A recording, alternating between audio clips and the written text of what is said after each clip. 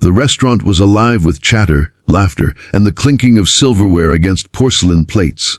But for Lena, sitting at a small corner table near the window, the world was silent. Her heart pounded louder than the hum of conversations she couldn't hear. She watched lips move, smiles exchange, laughter ripple across faces, all in a language that still sometimes felt foreign to her. For a moment, she wished she could blend in, be ordinary, be heard. She had dressed carefully tonight, soft blue dress, hair in loose curls, a gentle shade of lipstick she thought matched her smile. She had rehearsed expressions in the mirror, studied how people laughed, how they reacted in conversations.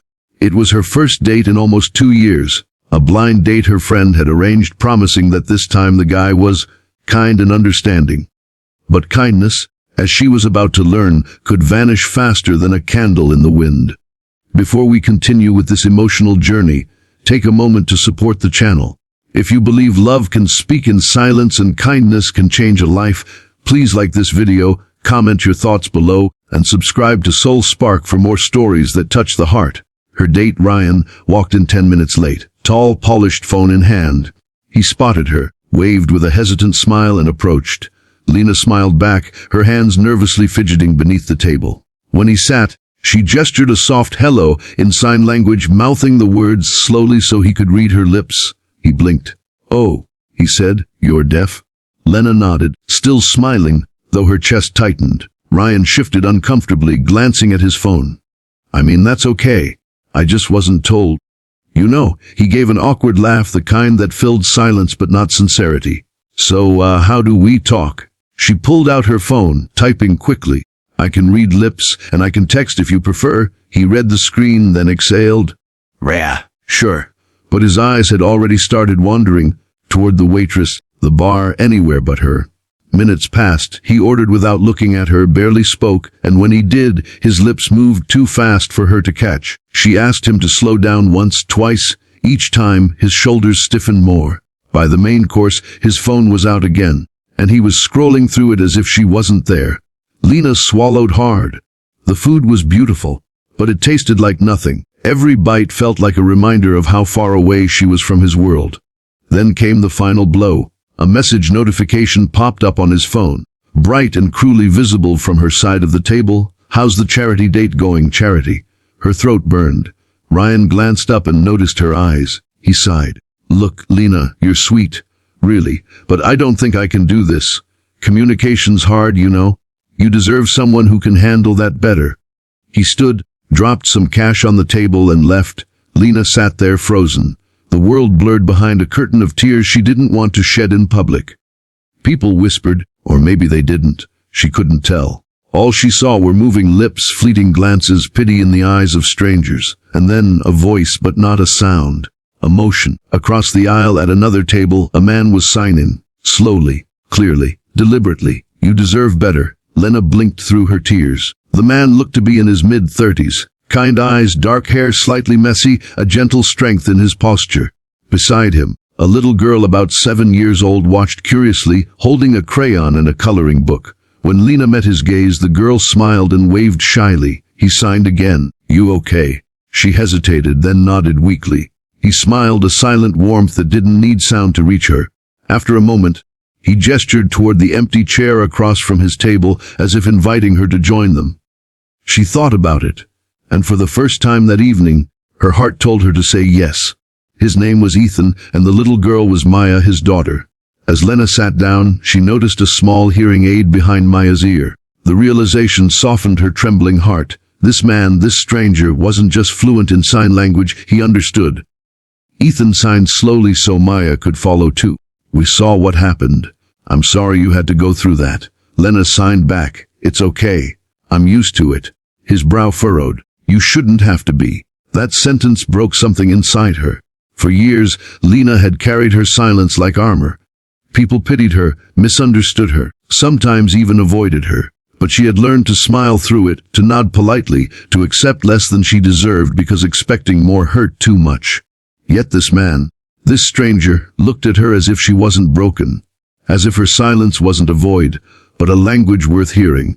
They talked for over an hour, through signs, gestures, laughter. Maya showed her drawings of flowers, a little house, a stick figure family with a missing mom. Ethan watched his daughter fondly, and Lena noticed the subtle sadness in his eyes. Maya's mom, she asked gently. He paused, then signed. She passed away 3 years ago. Car accident. Lena's expression softened. I'm sorry. He nodded. Maya lost some hearing from the trauma. That's when I learned to sign. She taught me patience. She smiled, a real one this time, fragile but full of light. She's lucky to have you. He signed back. No, I'm lucky to have her. As the evening drew on, the restaurant emptied. The city lights outside shimmered like promises waiting to be kept. Ethan offered to walk Lena home. She hesitated but accepted. The night air was cool, gentle against her skin. Maya skipped ahead, holding Lena's hand like they were old friends already. Ethan walked beside them, watching with quiet admiration. At her apartment door, they paused. Silence hung between them. Not the kind that hurt, but the kind that healed. Ethan finally signed. You know, people often forget. Silence can be louder than words. Lena smiled softly. And sometimes silence is where the heart speaks best. They stood there, two souls who had learned to listen in a world too noisy to care. Over the weeks that followed, they met again. At the park, at the cafe near her workplace, at Maya's school art fair. Ethan and Lena's connection grew, not with grand gestures or loud confessions, but through quiet moments. Shared laughter, gentle signs, the comfort of knowing someone finally understood. Still, fear lingered in Lena's heart. She had been rejected too often. She wondered if this too would fade when the world's noise grew too loud for their silent language to survive. One day, she decided to step back, afraid of getting hurt again. She avoided Ethan's calls, his visits, even Maya's sweet drawings that showed up at her doorstep. Until one evening she found an envelope slipped under her door. Inside was a drawing, Maya's. It showed 3 stick figures again, the same little family. But this time there was a woman beside Ethan and Maya. And above them, written in a child's handwriting, Miss Lena. Her tears fell before she even realized she was crying. Moments later her phone buzzed. A video message from Ethan. He was signing. I don't know why you're pulling away. But if it's fear, I get it. I was afraid too, afraid to care again. But Maya loves you, and I do too. You don't need words to tell me how you feel. I already hear you. Her heart broke open. That night Lena ran through the rain, barefoot, dress clinging to her, the city lights blurring behind her tears. She reached his doorstep, breathless, soaked, trembling. Ethan opened the door, surprise flashing across his face, and then joy. Without hesitation she signed through tears. I was scared, but not anymore. He smiled, stepped forward, and gently touched her hand. Then stay. Maya peeked from behind him, squealing when she saw Lena. Miss Lena, she said, her voice imperfect, broken, but full of love. Lena knelt, hugged her tight, then looked up at Ethan, and for the first time she didn't feel broken. She felt whole. If this story touched your heart, don't forget to like, comment, and subscribe to Soul Spark. Share this video to remind someone that love doesn't always need words. Sometimes it's the silence that says it all. Years later, on a quiet spring morning, Lena stood before a small classroom teaching sign language to children, some deaf, some hearing. Ethan and Maya sat at the back, watching proudly. When the lesson ended, Maya ran up and signed, Mom, you were amazing. Lena smiled, tears filling her eyes. Thank you, my little spark. She looked at Ethan, her husband now, and signed, you were right that night. He smiled, replying, about what? Silence really can be louder than words. And in that beautiful quiet, surrounded by laughter, love, and the language of hands, she finally found the sound she had been searching for all her life, the sound of peace.